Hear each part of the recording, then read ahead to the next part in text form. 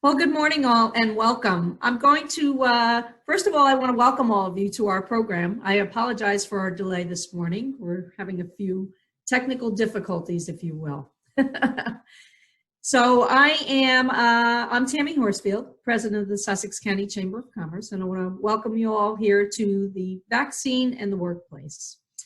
We're going to get started this morning with some panelists who are going to share with us some information related to the vaccine and how it's going to affect your workplace every single day until we get through this pandemic. So we're going to start out with a couple of housekeeping rules, if we will. The first thing is I'm going to ask anyone who has video to please make sure that it is off and that your audio is also off. You'll have a chance to ask some questions later, but that'll be through the chat feature. So once we get through the program, they'll then go to a question and answer period where you'll have an opportunity to ask those questions that you have. We are going to get started this morning with someone who's very well known in our community. Certainly a individual who's very involved in many ways, and that's Tom Ryan. Thomas Ryan is the founding partner and is currently the managing partner of Laddey, Clark & Ryan and in Sparta. And Tom is an employment and commercial litigator and a business lawyer who focuses on representing management and individuals in both the public and private sectors. He has long been and continues to be a leader in the legal community and the business community, as well as in community service. So I introduce to you this morning and welcome Mr. Tom Ryan. Good morning, Tom. Hey, good morning, Tammy, and thanks so much for that kind introduction. Hopefully everybody can see me well enough and hear me well enough, I trust. Yeah, I'd ask them to go on speaker view. So if you click on the dots on your screen up top, you'll be able to select the speaker view, and that will give you Tom in full frame. Wow, you click off of that and just listen to my voice. It's painful enough, my voice, but having to look at me, man, that's a double whammy. But it is such a pressing topic to bring to the forefront of the community, and that, of course, is the COVID vaccine. We're all, I think, although with some trepidation, we're pretty excited right now about the idea of there being a vaccine that is finally going to defeat COVID-19 and the disruption that COVID-19 has caused this world in terms of the personal costs as well as the interruption of business, not just in Sussex County, but throughout New Jersey, throughout the United States, and really throughout the world. We want to kind of look at one particular issue that pertains to the vaccine and employers, and that issue is, hey, what role does the employer play in administering the COVID-19 vaccine? Does it play a role at all? Well, that is going to be up to each and every individual employer. And I'm hoping that we're going to generate some thought, some discussion, some internal analysis that will lead to each employer, whether you have one employee or 1,000 employees, to develop a policy. And I hope you're going to listen this morning. And I want you to be guided by the law, but I also want you to be guided by the science. And it's kind of ironic that I'm speaking first from the lawyer's perspective, to give you the legal perspective, because I think the number one guide here is, what is the science telling us? During my presentation, I'm going to hit on 4 areas. Number one is, hey, hands-on or hands-off. Requiring employees to get vaccinated or not requiring employees to get vaccinated. Number 2, how do we handle the employee objection to getting vaccinated, or the objection to their colleague not getting vaccinated? Number 3, should an employer be looking to incentivize those who are vaccinated? And what are the potential consequences of that? And then lastly, number 4, what other accommodations or what other strategies can be utilized in dealing with the ongoing issues of COVID-19 and the COVID vaccine. In other words, remote work accommodations and workplace policies. In response to the dissemination of the COVID vaccine, employers need to anticipate several policy decisions and be prepared to respond to a variety of questions or situations that arise. Don't wait for the actual situation to arise. You got to play it out. You got to think about it. You got to discuss it with your colleagues in the workplace. You may even want to do some research and some internal polling confidentially, but to assess what your employees are thinking and what their feelings are about COVID-19 and the COVID-19 vaccine. So this morning's program will only touch the surface, albeit a sanitized surface, but we'll touch the surface of the issues that are arising. If there is interest in the Chamber taking a deeper dive into the continuing implications of employers and COVID-19 and the COVID-19 vaccine, we'll schedule an extended program to provide more detailed information and additional resources for you to utilize. But we strongly urge you now to discuss all of these issues with your company's employment attorney and your general legal counsel before you take any action. As I think you'll find from our discussion this morning, you're going to want to run it by legal counsel. So please do that. We want to look to a fundamental question here. The answer to the fundamental question of can an employer mandate employees to get the COVID vaccine? Drum roll, please. The answer is yes. An employer can mandate that its employees get the COVID-19 vaccine. Now, wait a second. Don't turn off your computers right now. Understand you've got a lawyer on the line here. So I'm going to come up with a lot of caveats. I'm going to come up with a but for that we really do have to consider. So get back in your chair and get your computer back on. First of all, we also have to recognize that the vaccine is not yet readily and widely available. There's an increasing number of people that have been able to get the vaccine, but still, I'm sure you can tell me how challenging it is to try to get an appointment. It's exciting to look around Sussex County and to see what Newton Medical Center is doing, to see what the community is doing at the Sussex County Fairgrounds, and what individual towns are doing, again, to publicize and to facilitate people getting appointments and getting their first test, and then getting more information as to getting their second test. But the bottom line is, right now, an employer would be hard-pressed to say, hey, you're required to have that vaccine by next Friday.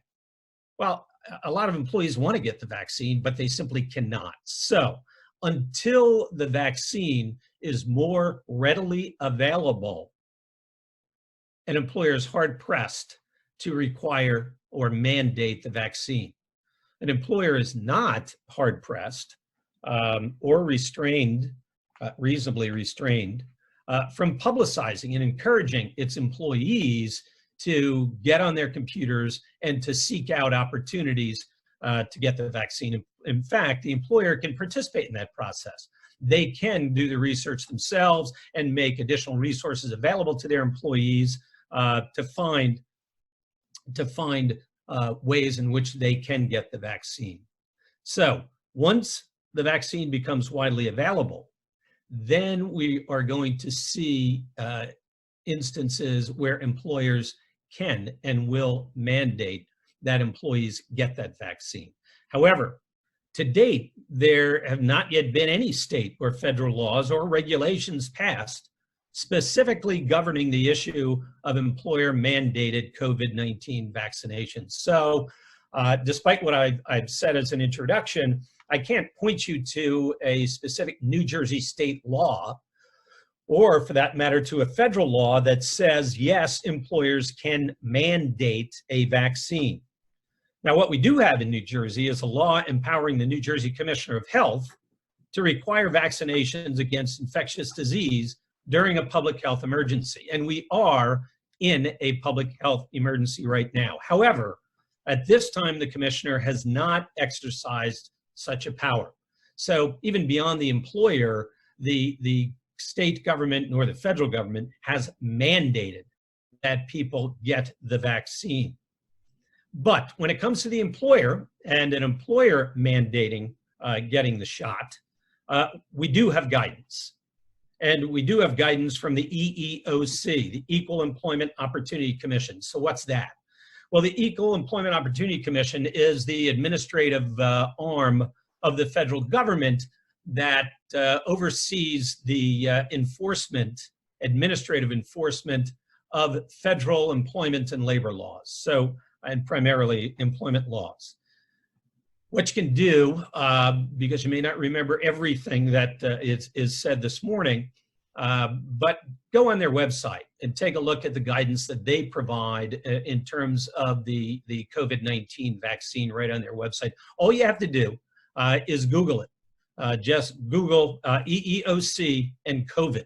EEOC and COVID. When you Google that, it's going to bring you to their website, and you're going to navigate, or you're going to get your 6-year-old child to help you navigate to the information on COVID-19 and the vaccine. The EEOC has stated that if an employer can show that unvaccinated employees would pose a direct threat to the health and safety of individuals in the workplace, then a vaccine may be mandated for attendance at the workplace, and unvaccinated employees may be excluded from the workplace. Now, also this morning, we're going to get to the science. We're going to get the science from our additional speakers. And that's exactly what is going to provide the employer with the basis, the factual basis, the scientific basis for mandating the COVID-19 vaccine if they so choose. So again, we go back to the fundamental question: can an employer mandate the vaccine? The answer is yes. So 10 minutes into this presentation, I haven't changed my mind, so that's pretty good. But there are key exceptions, and there are 2 key exceptions. And again, these exceptions are not unique. Hopefully in dealing with employment issues in the past, you've actually gone through some of the phrases, some of the words, some of the practices that we're going to talk about. The exceptions come as a result of the Americans with Disabilities Act, and they come as a result of certain civil rights that employees have, both in the workplace and outside of the workplace. 2 big exceptions. Number 1 is medical, and number 2 is religious reasons, religious beliefs. Taking a look at the medical. Some employees may take the position they cannot receive such a vaccine due to a disability. They just can't, they have a medical condition that doesn't allow for them to take such a risk to take a vaccine. They would be protected under the Americans with Disabilities Act, the ADA. And they would also be protected under state law, under the New Jersey Law Against Discrimination, the NJLAD, which prohibits an employer from taking any adverse action against an employee because they have a serious medical disability. So when an employee responds to your new policy of mandating the COVID-19 vaccine by saying, I've got a disability, a medical disability, it's going to trigger some more discussion. And it's going to trigger what we call the interactive process to determine if indeed that person has to be excluded from your workplace, or there is some reasonable accommodation that can be made to allow that employee to perform the fundamentals of their responsibilities, the fundamental functions of their position. So an employee with a medical condition preventing them from safely receiving the COVID-19 vaccine may qualify for a reasonable accommodation. So the employee may deny an accommodation request and exclude the employee with the disability from the workplace if granting the accommodation would cause an undue hardship. Write that one down. The employer does not have to accommodate or make an accommodation if it would create an undue hardship for the employer. That undue hardship on the employer could arise from the risk that's presented to coworkers and other employees. So we're going to have to balance, does it pose a direct threat due to a significant risk of substantial harm to the health or safety of the individual or others that cannot be eliminated or reduced by the reasonable accommodation? Again, we go to the science for that, and that's what's going to be the support of the position taken by the employer. 4 factors that the employer is going to have to take a look at in determining whether a direct threat exists as a result of COVID-19. Number 1, the nature and severity of the potential harm. What's the nature of the harm that's going to be caused by allowing an unvaccinated employee in your workplace? What's the severity of that potential harm? What's the duration of this risk? Is it just a minimal duration? Is it just 15 minutes, or is it a long-standing duration? Number 3, the likelihood that the potential harm will occur. I mean, as judges like to say, everything's possible, but what is the reasonable likelihood that the potential harm that we're afraid of as an employer will actually occur? Again, we go to the science, and it's pretty compelling at the moment. Number 4, the imminence of the potential harm. Well, is it knocking at our door if this employee comes to work without having been vaccinated and creating exposure to other employees? I would submit to you at this juncture, and as perhaps we listen to the speakers in the program this morning, the facts appear to be indeed that there is a real risk created by unvaccinated employees in the workplace, unless other steps are being taken to protect their coworkers. So a conclusion that there is a direct threat would allow the employer to mandate that vaccine. However, you've got to work through the interactive process with the employee to determine if there's a reasonable accommodation for that particular employee. In other words, what the government is going to be telling us and what they're going to be asking us is there any other way? Is there any other way than to terminate that employee or prohibit that employee from coming into the workplace? Can we eliminate the threat, eliminate the risk through some other approach? And that's what you have to explore with the employees. So unfortunately, you can't just put out a policy that says, get vaccinated or you're fired. You've got to engage because of the 2 exceptions, because of medical reasons and because of religious belief. You've got to engage in the interactive process with the employee who says, hey, I'm not getting vaccinated. Here's why.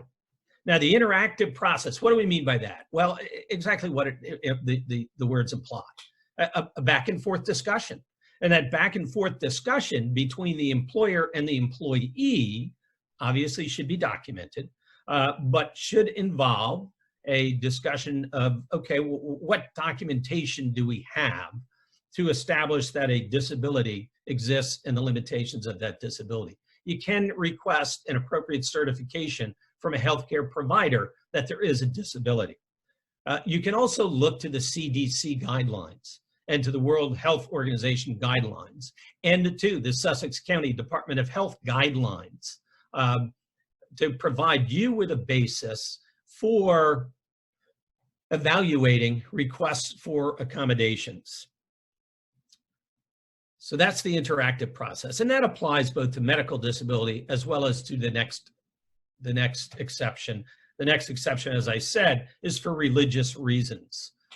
Okay, well, what are we talking about with religious reasons? Well, when we're talking about religious reasons, it's not just the person who says, hey, I'm just not into vaccines. I just have this personal belief that vaccines are not a great thing. That's not going to get them there. That's not going to, I would submit to you, that's not going to get them to the point where a reasonable accommodation or an exception has to be made for them. However, if they have a sincerely held religious belief, practice, or observance, then that must be respected, and it must be addressed the same way that you would have to evaluate a person saying they had a medical disability. So in other words, you'd again have to engage in that interactive process. You'd have to have that discussion. You can, my advice would be to accept the person's representation that they have a religious belief, and a very simple explanation of that belief. However, if there were compelling issues that would have to be addressed, I do think the employee would have to provide some additional support of their claim that they have a religious belief that prevents them from getting the vaccine. So again, this requires a similar analysis should an employee seek an exemption or a reasonable accommodation for religious reasons. Again, the presumption is they must be vaccinated. That's where we start from. They must be vaccinated. However, if they establish a medical disability or a sincerely held religious belief, the interactive process must commence to determine if there is a reasonable accommodation that can be made. That's going to allow the employee to be able to perform the essential functions of their position despite not getting vaccinated, if indeed you both can come to a reasonable accommodation. What are some examples of a reasonable accommodation? Well, it can be ensuring that there are ways to isolate that employee from colleagues. Certainly working remotely is a very compelling, reasonable accommodation. And certainly in light of what we've seen happen within the business community over the past 12 months and how common remote working arrangements are, that's a very compelling one. However, again, some businesses cannot do that. Some positions cannot be done remotely. The machine operator cannot work remotely. So there are exceptions to that situation, and it's not practical for that accommodation to be utilized in every instance. The reasonable accommodation cannot impose an undue hardship on the employer, and that includes cost, by the way. The cost has to be relatively de minimis. It has to be reasonable. Now, before I give up the stage here, and I will momentarily, Tammy, don't worry, I will momentarily, but I just want to touch upon a couple of other interesting points that arise from the issue of employer-mandated vaccines. And one is with regard to workers' compensation coverage.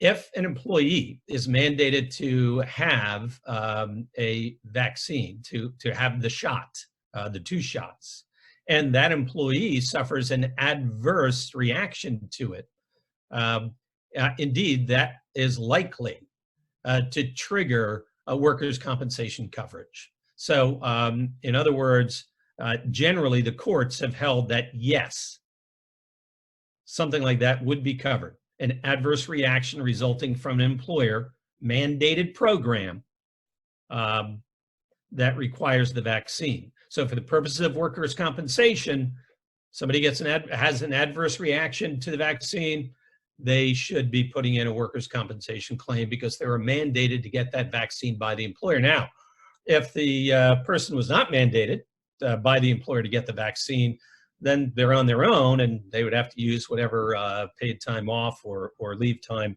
that they have available to them. It would not be covered by workers' compensation unless it is mandated by the employer. Now, another strategy in addressing the COVID-19 vaccine is to not mandate, but to incentivize. And I think if you take a look at the news every day, you see some discussions about what various companies are doing in terms of incentivizing. Now, some companies are saying, and understandably so, listen, we're not getting involved in this debate and discussion over the vaccine. It's up to the individual employee. We're going to continue to maintain and to enforce the protocols in our workplace in terms of masks, in terms of social distancing, in terms of working remotely. So we're not going to get involved in the vaccine issue. Others, on the other hand, are literally engaging in public relations campaigns or information campaigns within their organizations to encourage employees to get the vaccine. Instacart, some of you may have seen that Instacart grocery stores is not only providing a $25 incentive to its employees who get the shot, but they're also providing their shoppers with a $25 credit if they can show that they got the COVID-19 vaccine. Trader Joe's, which is a popular grocery store in our area, is offering employees 2 to 4 hours of wages to go get the shot. That policy is also being adopted by Dollar General, which is providing 2 to 4 hours of wages to its employees to get the shot. Target, good old Target, will make the vaccine free and accessible to its 350,000 employees. Now, obviously, it's a bit difficult for most employers to make the vaccine accessible in their workplace, but Target, which includes a pharmacy chain, does provide that service to their, or will be, I should say, will be providing that service to their employees. Lidl grocery stores, they're providing their employees with the $200 incentive if they get the COVID-19 vaccines. So what you need to do is assess it internally and do it now. Don't wait for that first case to be presented to you. You need to do it now. You need to assess how you as a company feel about the vaccine, the COVID-19 shot, and also how your employees feel about the shot. Conduct an internal confidential survey and get their feedback in that respect. Because what we're looking at right now is a vaccine that, well, it's good for employees, it's good for their community, and it's good for ensuring the continuation of business operations. So get to work on this now. Develop and have a comprehensive policy. You need, I mean, one thing we're coming out of this COVID-19 crisis with is an understanding that we need to have policies. And I hope you've developed policies all along here, including a COVID-19 policy, just generally how to deal with pandemics and what the policies for your company are. But now you've got to have a COVID-19 vaccination policy that sets out what the expectations are, what the requirements are, what the interactive process will be if a person has a medical disability or a sincerely held religious belief. So work on that policy, work with your employment attorney and your general legal counsel in preparing it, and then get the information out to your employees. Tammy, thanks very much for the time this morning.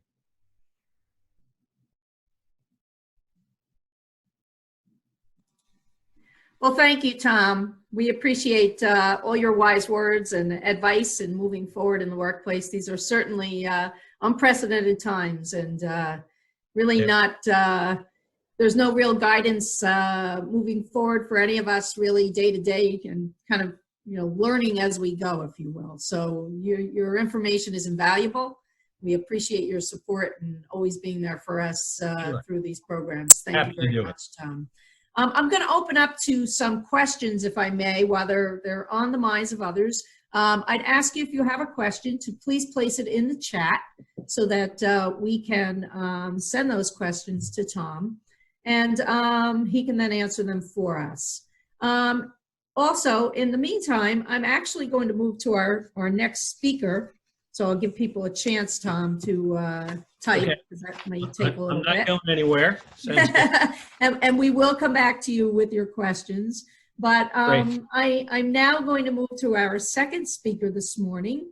And our speaker is Lama Chaddad. Lama Chaddad, MD, MPH, is currently the Sussex County Epidemiologist and Assistant Division of Health Director for the County of Sussex.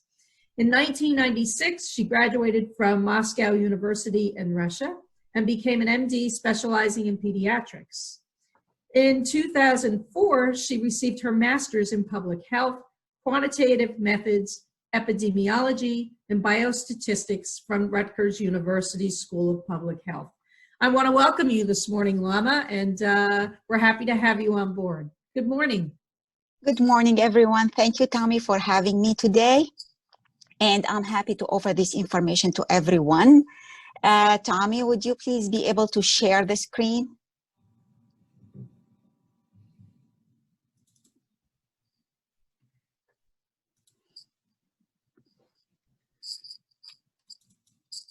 Thank you so much, Tommy. I would like to start the information today by directing everyone into this website, Sussex County Department of Health and Human Services COVID-19 website. This website has great information and you can educate yourself and get all your questions answered in just half an hour if you browse through this website. This website is a great website because it will take you into 3 different options. One option is said get vaccinated. And if you go there, Tommy?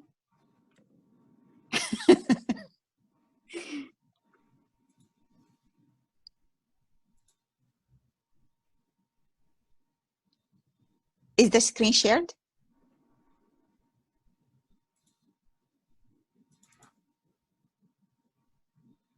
Okay, You can froze. We go to... For some Yes? reason, you froze. I froze? Okay, yeah, you're good now, though. Can you go back 1 slide, please? Sure can. Thank you. Okay, so if we go to the Sussex County website, you get into 3 options. One said get vaccinated, and if you click on that, you will get all the information on vaccines, where to get the appointment, what to do. All the information related to vaccines will be under that website. Now, if you are interested to learn more about testing and where to get tested, you will click on Get Tested. If you are interested to learn about some data, some numbers, and some information on COVID-19 in Sussex County, you will scroll down the screen on that website and you will get into data statistics and you will see reports generated daily by me, posted daily on our websites. Next. So as of now, I will start with the data statistics to see how big is the problem we have in Sussex County. So total Sussex County residents tested, and we count per person, not per test. So some people test twice, 3 times. No, we test 1 person. So number of residents tested is 112,155 residents got tested for COVID-19 since last March. I'm counting everything together, the first wave and the second wave as well. So as of yesterday, this is the number of residents tested in Sussex County. Where do I get these numbers from? We have a system. Whenever you go to the lab to get tested, the lab sends us the chart, the lab report. It gets filtered by zip code, and all Sussex County residents will be seen under our system. Now, out of that number, a total number of people who got positive results, whether it's a PCR or the rapid test, any positive results, but not the antibodies in blood, only PCR and antigen tests, is 8,056 cases. That will make us having a positivity rate of 7%. Total number of people who deceased from COVID-19 is 254 cases since last March. Now, 9% of all positive cases are coming from long-term care facilities, while 51% of all death, which is half of the death, is coming from long-term care facility as well. Next. Now, I will start with the vaccine since this is the main topic of today's webinar. In Sussex County, we have 3 parties that offer vaccination. We have the Sussex County Fairgrounds. It's Sussex County Department of Health that we offer vaccination, COVID-19 vaccination. We have Atlantic Health System, and we have the ShopRite pharmacies in Sussex County. All these three parties can be seen on our website when you click on Get Vaccinated. You click on that button and you will be directed into Sussex County vaccination sites. If you click on each one of them, you will have a list of where to go to get vaccinated, and you will be able to schedule yourself for a vaccination. Today, I'm going to talk about Sussex County Department of Health vaccination clinic site, which is located at the Fairground. This is a drive-through clinic. So you stay in your car, you drive through, you get your vaccination, and you leave. This is located at this address at 37 Plains Road in Augusta, New Jersey. And you can get vaccinated only by appointment. Where to get appointment, where to get scheduled for an appointment. I am offering you this website now. It's sussexcounty.nj.us. Again, when you get into that website, you click on Get Vaccinated, you will be directed into the three parties, the three different facilities or places where you can get vaccinated. And if you click on the Fairgrounds, you will go into the Sussex County registration website for appointments. This is an independent registration site. It's not related to the New Jersey Department of Health registration site because that website is having a little bit of problems. So we decided to create our own, and you can schedule your vaccination using our independent registration site. What you have to do when we have an opening is to complete and print and sign the vaccine consent form that will appear on that website. Then you print it out, you bring it with you into your appointments. So appointments are open once per week, and I will explain why. Once per week for the following week based on the number of vaccine doses available. So Sussex County Department of Health, we have no information on how many doses we will receive next week. Therefore, we wait until the end of the week until we know we receive an email from the New Jersey Department of Health on the amount of vaccine doses we will receive next week. Then we will be able to open the appointments based on the number of vaccine doses available. Tommy, can we go to slide 7, please? Next. Thank you. So our clinic at the Fairgrounds is open Tuesday to Saturday. So Tuesday, Wednesday, Thursday, Friday, and Saturday from 9 a.m. to 1 p.m. Our first clinic was held on January 8th. So we started vaccinating people in Sussex County on January 8th. Next. So when you arrive at the Fairground, staff will review your vaccine screening and consent form. This is very important. Staff will review with you medical history of any allergic reaction in the past. This is very important for your safety, for your health issues. So we had a couple incidences at the Fairgrounds when people made an appointment, came to the Fairground, and when we reviewed their medical history, they had in the past severe allergic reaction to one of the vaccines in the past. For the safety of that person, the vaccination was denied. So this is a protocol for pre-vaccination. Then if you meet all the criteria, one of our staff members will administer the vaccine while you are in the car, and you will drive after that out of the facility. No, before you driving out, before you leave that facility, staff will book an appointment for your second dose. You receive the first dose, you receive a card that is telling you that within this date, this time, you receive the first dose, and they will schedule your second dose immediately. After that, you have to stay for 15 to 30 minutes in a waiting area outside of the facility where EMS staff will check on you frequently to make sure that you have no side effect from the vaccine. Next. Okay, as of now, Sussex County Department of Health receives Moderna vaccine. We have only Moderna. The New Jersey Department of Health is shipping us here only Moderna vaccine. And for Moderna vaccine, 2 doses are required, and they have to be at least 28 days apart, not less, at least 20 days apart.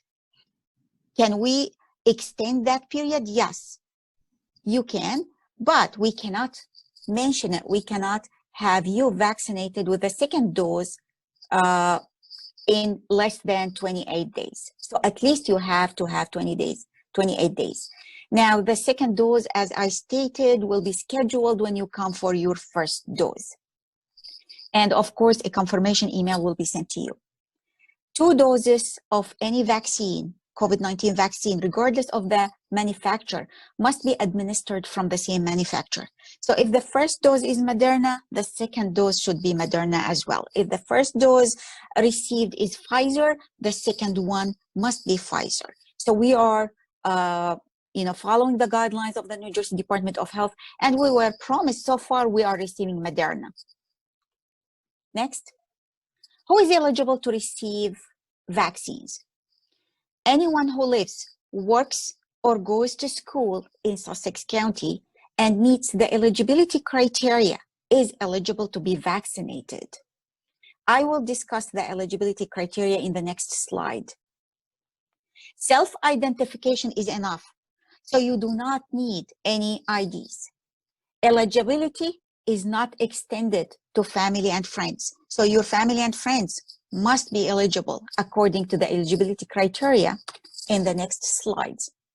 So vaccine recipients, eligible people, and this is the list updated by the New Jersey Department of Health on January 22nd. So far, we are able to vaccinate healthcare personnel, long-term and congregate care residents and staff, frontline first responders, including sworn law enforcement and fire professionals, persons aged 65 and older. So we added that, the governor office added that on January 14. We started vaccinating people who are aged 65 and older. And also, in addition, we are vaccinating now people who are eligible for vaccine ages 16 to 64 years old, who have at least one medical condition as defined by the CDC that increases the risk for severe COVID-19. So the list is posted on our website. The list of these diseases and risk factors are posted on the CDC website as well. If you are eligible, so please schedule your appointment. So we receive many questions from workplaces. I have a large number of employees where I can get them vaccinated. Unfortunately, at this time, the demand is large and we are receiving very few doses according to that demand. So the demand is far exceeds the received doses. And we are following also the guidelines from the New Jersey Department of Health on who should be vaccinated or eligible for vaccines. As of now, if your employee is eligible according to these guidelines, yes, your employee can receive a vaccine. But unfortunately, we are not able to vaccinate a whole staff at this time. I receive a lot of calls from school teachers, from superintendents, asking about vaccinating their staff. Unfortunately, at this time, we cannot accommodate that. And if your staff is eligible, according to this list, please let them register and get vaccinated. So what do we have here in Sussex County? How many doses did we receive so far?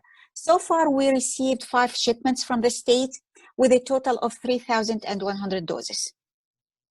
So far, we administered, as of yesterday, 2,380 doses used in 12 clinics. We did have 12 days of clinics open.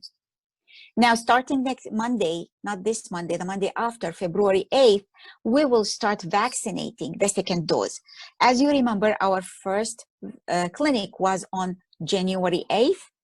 So we had to wait 28 days to vaccinate with the second dose. And our first clinic for the second dose will be on February 8th. Starting February 8th, we will be open 6 days a week, including Monday. And the schedule is Monday, Tuesday, Wednesday, we will administer the second dose. And Thursday, Friday, Thursday, Friday, and Saturday, we will be administering the first dose. Next, please. Next. Okay. So the capacity of our clinic is up to 200 people a day. So we can vaccinate up to 200 people a day. So if we are open 6 days a week, this is 1,200 vaccination. As I stated, vaccine shipments are received weekly, and we are accepting appointments based on the amount of vaccine received every week. Demand of a vaccine far exceeds the available doses at the Fairgrounds and what we receive from the New Jersey Department of Health. Therefore, I encourage everyone to look at other sites as well. Atlantic Care, ShopRite, please explore other options because we receive a very limited amount from the state. Sussex County strictly adheres to the Governor's Office for distribution of the vaccine. Eligibility criteria is followed, and the Sussex County Fairgrounds vaccination site is operated according to the guidelines established by the New Jersey Department of Health and based on the number of vaccine doses the county receives from the New Jersey Department of Health. Now, what's next? Okay, we know we have the vaccine. It's exciting, it's good, but please continue, stick to the following recommendations, continue the old-fashioned recommendations as we say, and the recommendations are stay home if you are sick. So if you receive a call from your employee and the employee says, I don't feel well, and I have XYZ symptoms, and I will discuss these symptoms in a minute with you, please tell your employee, do not come to work. And tell your employees from now, plan in advance, tell them, if you feel sick, if you don't feel good, please give me a call. Do not come to work. And the symptoms vary. We have very strong symptoms, which we see. For example, cough is a very strong symptom for COVID-19. Shortness of breath is a strong symptom. Loss of taste and smell is a very strong symptom for COVID-19. Now, other symptoms are runny nose, stuffy nose, maybe sore throat. Fever is a strong one, strong symptom for COVID-19. Headaches, body aches, muscle aches. So these symptoms can be shared with other diseases as well. And therefore, when any one of your employees have these symptoms, please keep them home and ask them to get tested ASAP. 2 tests are available, PCR and antigen test, the rapid tests.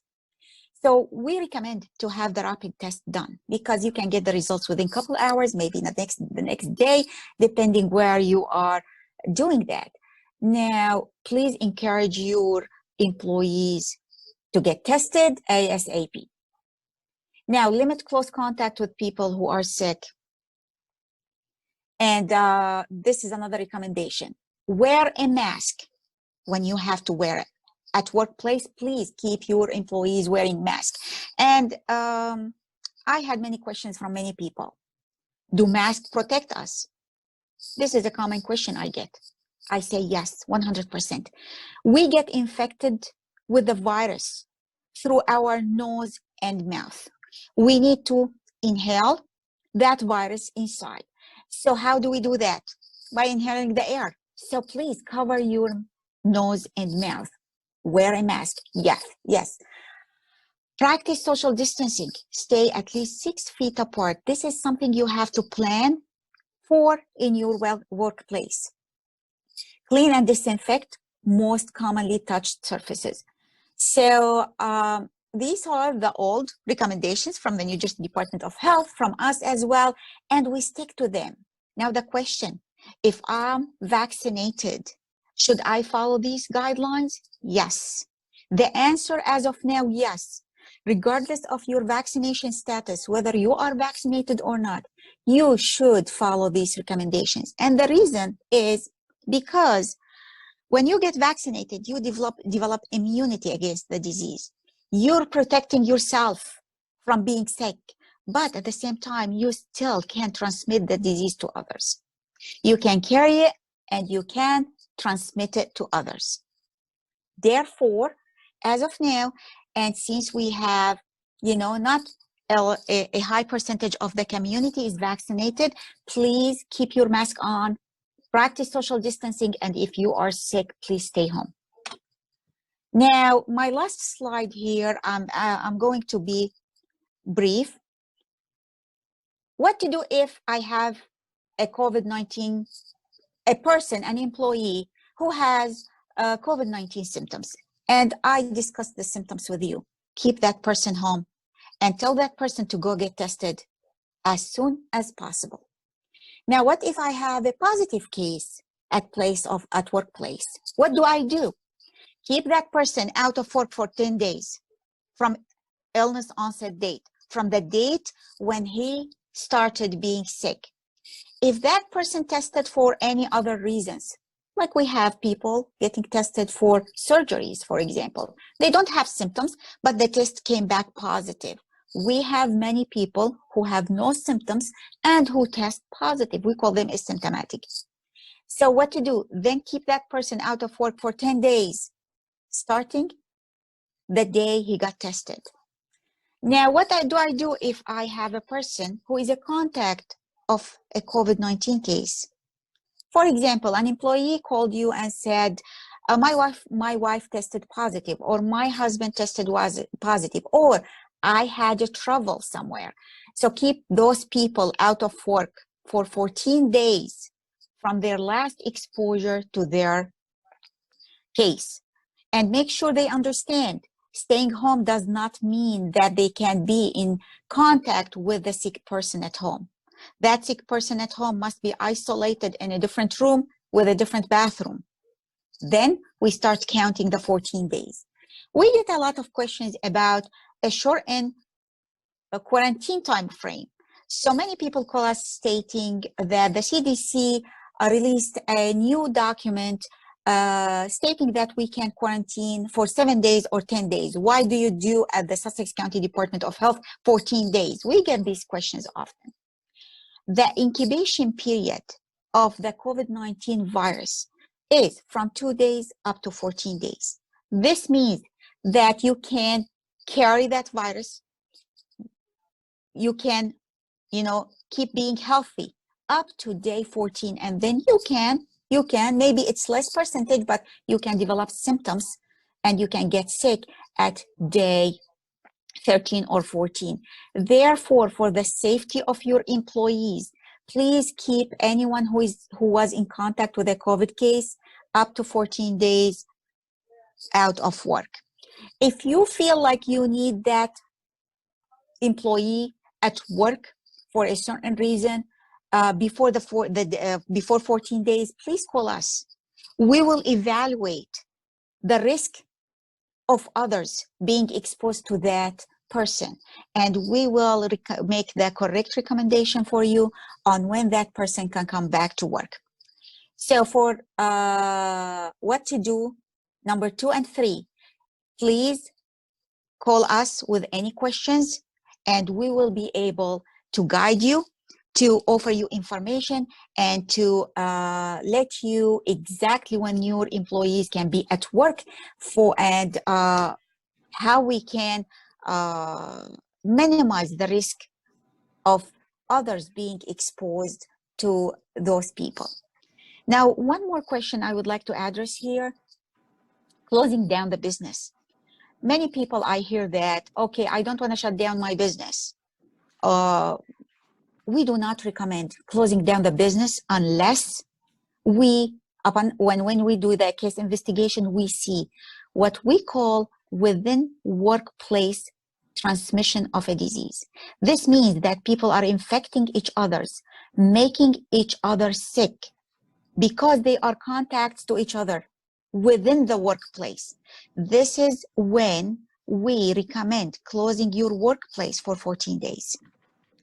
Otherwise, if you have 2-3 cases of COVID-19 in your workplace, but those cases are related to their households, so they don't work together in the same facility or the workplace, they do not have any contact with each other, we do not recommend closing the workplace.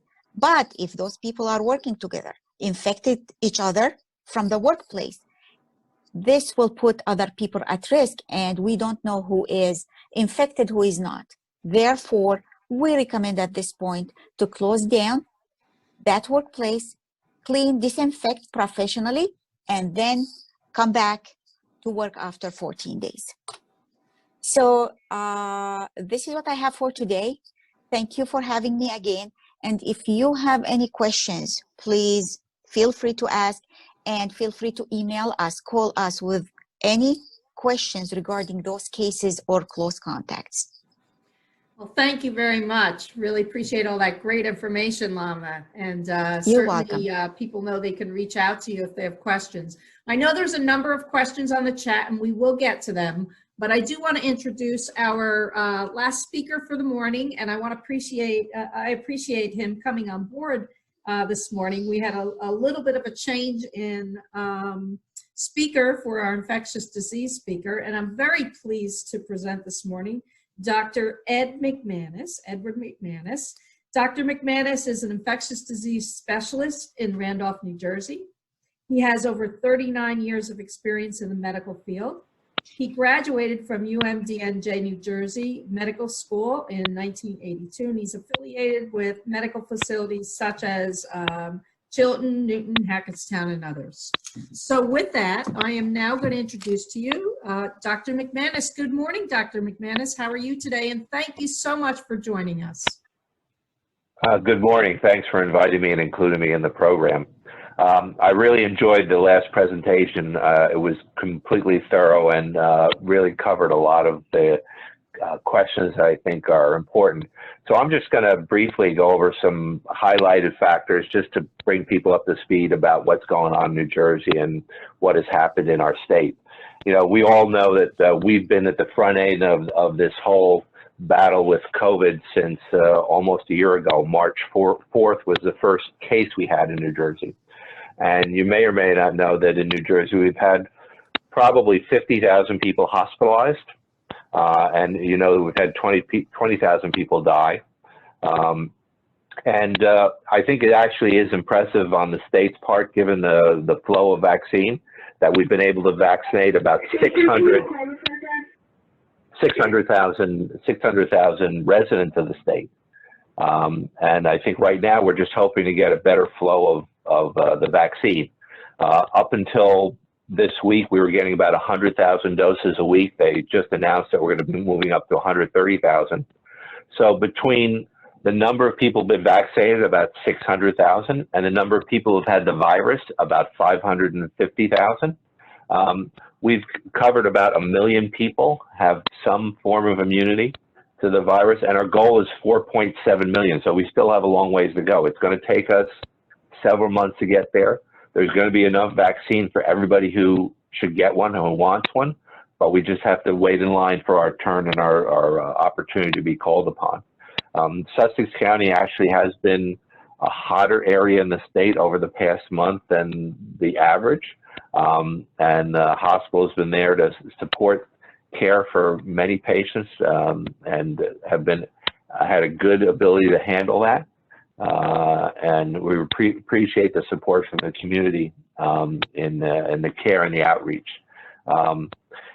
The challenge in terms of getting online for the vaccine is that if you have the indications, if you meet the criteria for the New Jersey Department of Health, you may have to call or check in repeatedly because appointments are made and appointments are changed and opportunities for appointments come up almost on a hourly, daily basis. So that if you call and the next vaccine is February 15th, if you check on Monday, it might be February 3rd. It changes very rapidly and very dynamically, and it really has been a very challenging issue for both the states and the hospitals, because even today we don't know how much vaccine is going to be delivered at any of our sites with certainty until Monday or Tuesday. And so the frustration is at many, many different levels in terms of trying to get everybody who wants the vaccine, the vaccination as soon as possible. It doesn't matter which of the vaccines you get, Moderna or Pfizer, they're both very similar, and there's no significant difference between the two, just two different companies making the same type of vaccine. Probably within 3 to 4 weeks, we'll have another vaccine from Johnson & Johnson, which is a one-shot vaccine. I think that is going to make it much more impactful and allow us to expand vaccines out to more people and more settings, because there's also less restrictions on the storage of that vaccine. So we're really looking forward to that being available in the future. Again, just to reiterate a few factors that I think have been important in workplaces that was mentioned earlier. The key spread that occurs in workplaces is when people drop their guard. So it actually, I think, is occurring most times when people are taking breaks, having lunch together, having coffee breaks together, and anytime you have your mask off and are not socially distanced. And we can't reinforce how much that still remains important despite the ability to get people vaccinated. Even if you get your entire facility vaccinated, we're still going to have a role for masks and for social distancing for most of this year. If you can imagine, it's going to take at least 6 months to vaccinate 4.7 million residents of New Jersey. So we're still a ways away from having what's been termed herd immunity or protection in our community. One thing that's been very hot in the news is resistant organisms, resistant virulent strains. And so far, Moderna and Pfizer have looked at this, and their vaccines work for these other strains, maybe not quite to the 95% level, but at a very high level is still very protective. So it's still important to continue to seek and get the vaccine and get protected. There's also been some modifications in terms of follow-up vaccines and the second dosing, and there's been some easing of the requirements of when that has to be done, and that could be handled and it could be addressed when you come to get your first vaccine and get that opportunity. I wish there was a more effective way to come and just deliver it to a location and do a whole group of people, but we just don't have enough vaccine to do that. And we also, the current vaccines we have a lot of requirements on how they're handled and how they're preserved and how they're thought out and how quickly they have to be given. So I think that once we have the vaccines that are easier to store and easier to transport, we may be able to offer some of those things on a mobile effort on a county level. But right now, we have to deal with what we have. And I think it's about 4 weeks away from when we may have that other vaccine available. And that's also the vaccine that's probably going to be more available in all the physicians' offices. So why don't I just stop there and leave some more time for questions. Well, thank you. I really appreciate you coming on board and sharing that information. I do have a question here for you, and I actually have for all of our speakers some questions. But for you, Dr. McManus, do those who are vaccinated who have side effects need to be quarantined? So we have seen patients get vaccinated and get the virus the very same week. So I think that if you get a respiratory illness, you should be evaluated by a physician or an urgent care center.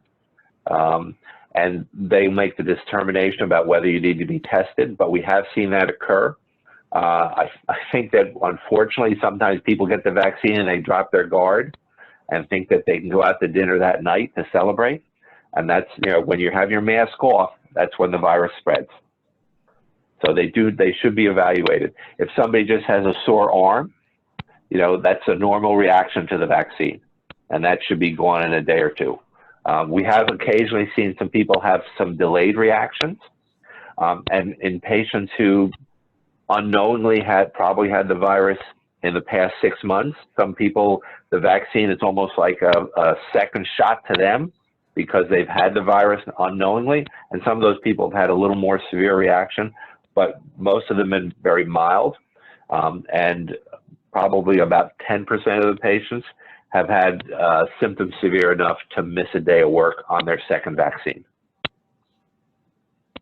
Okay, thank you.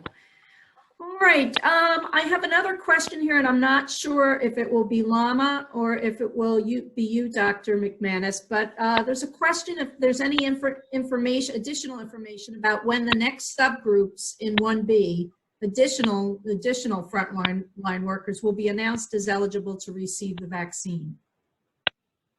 Okay, I can answer this question. Unfortunately, we have no answer to that. A new day with new information. So the list of eligible people will be updated daily from the New Jersey Department of Health and the governor's office. Okay, thank you. And are they utilizing the pre-registration system? This person says, I haven't heard of anyone who has received any type of notification who's been pre-registered that can now sign up. Now that's a state question, it seems.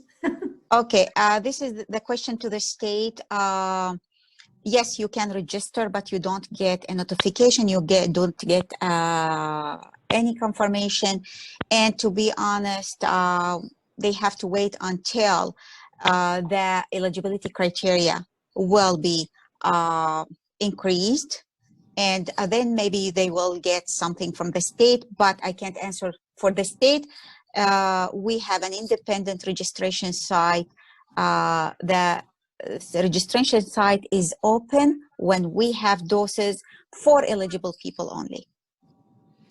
And Tom, I have a question for you as well. For a religious exemption, can an employer require a document from the employer's religious leader? Well, Tammy, that's a good question. And the guidance that's being provided by the EEOC right now is the employer should accept on its face, at least initially, the person's assertion that they have a religious belief that prohibits them from getting the vaccination. However, I mean, if there's any reasonable basis to believe that it is not legitimate, then further documentation can be required. And one other question, Tom, while I have you, all you spoke about this morning for the workplace, does it apply to public entities as well? Public employers, yes, indeed it does. Okay, thank you. And then my last question I have, let's just see. Oh, are lifeguards considered first responders, Lama? The lifeguards? Yes. They are not listed yet. They are not, okay. All right, well with that, it is getting late. We are past our hour. I want to thank all of our speakers for coming on board today. I very much appreciate your expertise in sharing with us this important information in the vaccine in the workplace. And also, if there are other questions from our membership, please feel free to mail them and send them to us at mail@sussexcountychamber.org, and we'll do our best to get answers for you. And I want to thank you all for coming out this morning. Again, special thanks to all of our speakers, and we appreciate you being on board.